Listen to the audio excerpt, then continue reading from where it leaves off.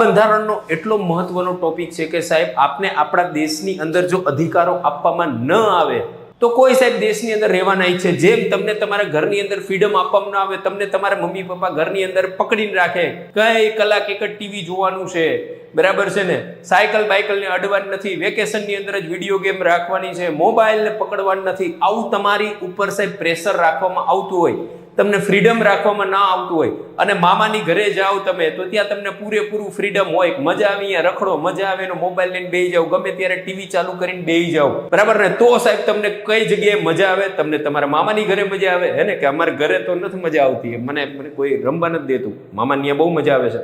તો એવી જ રીતના આપણા દેશની અંદર પણ જો કોઈ નાગરિકોને ફ્રીડમ આપવામાં ના આવે તો મોટા ભાગના દેશો સાહેબ, વ્યક્તિઓ દેશ છોડીને ભાગી જાય, બીજા દેશની અંદર રહેવા વયા જાય. જેમ કે ઉદાહરણ તરીકે કોઈ વ્યક્તિ સાહેબ પાનનો ગલ્લો ચલાવે છે તો એ વ્યક્તિને પાન બનાવતા આવડે છે, અહીંયાથી પૈસા કમાવતા આવડે છે, સરકાર એને પાનનો ગલ્લો જ ખોલવા ના પાડે તો એ પૈસા કેવી રીતના કમાશે? એની પાસે એક જ ઓપ્શન છે, દેશ મૂકીને વયા જાય, બીજા દેશમાં રહેવા. કોઈ બેન છે જેને મેકઅપ કરતા બહુ સારો એવો આવડે છે, હવે સરકાર એને કોઈ મેકઅપ જ ન કરવા દે, તારે મેકઅપ નહીં કરવાનો, બીજું જે કરવું એ કરે, તો એ વ્યક્તિ પૈસા નહીં કમાઈ શકે. કોઈ વ્યક્તિ ક્રિકેટર, વિરાટ કોહલી છે, બેટ્સમેન સારામાં સારો છે, કાલે એમ કે ભાઈ તારે ક્રિકેટ નહીં રમવાનું, ફૂટબોલ રમવાનું, વિરાટ કોહલી રમી શકે? ન રમી શકે. તો સ્વાભાવિક છે કે દેશની અંદર બંધારણે આપને મૂળભૂત અધિકારો આપેલા છે.